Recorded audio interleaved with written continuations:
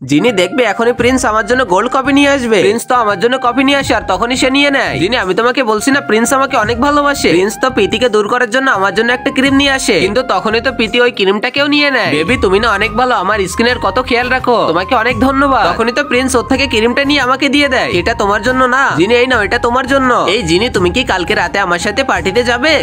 ঠিক আছে আমি যাবো। এটা দেখে তো প্রীতির অনেক রাগ হয়। পরের দিন ও আমার থেকে অফিসে বদলা নেওয়ার জন্য আমার জন্য স্ন্যাক নিয়ে আসে। এই নাও প্রিন্স তোমার জন্য স্ন্যাক পাঠিয়েছে। আমি তো খুশি খুশি সেগুলা খেয়ে নেই। আমি তো প্রিন্সকে কষ্ট দিতে চাই না। আমি তো বুঝতেই পারি না এই চালটা প্রীতির ছিল। আমি তো ওইগুলা খাওয়ার পরে আমার গালে অনেক ব্রণ হতে শুরু করে। আরে ইয়ার এটা কি হলো, এবার তো আমি পার্টিতে যেতে পারবো না। আমার এসব দেখে তো প্রীতি অনেক খুশি হয়। এই প্রীতি এত সময় হয়ে গেল, যিনি তো এখনো আসে নাই। আরে প্রিন্স ও তো আসবে না, আমি তো আসি তোমার মনোরঞ্জন করার জন্য। কে বলবে আমি আসবো না? এই তো আমি আইছি। আরে এটা কিভাবে হলো? প্রীতি তুই তো আমাকে অনেকভাবে ফাঁসাতে চাইলি কিন্তু পারলি না। চলো প্রিন্স এবার আমরা পার্টি এনজয় করবো। আসলে আমার ব্রণ দূর করার জন্য তো প্রিন্স আমাকে অনেকভাবে সাহায্য করে। আর আগে মহান আল্লাহকে তুমি ভালোবাসলে লাইক এন্ড সাবস্ক্রাইব করে দাও। আর পার্ট 2 দেখতে চাইলে অবশ্যই কমেন্টে পার্ট 2 লিখো।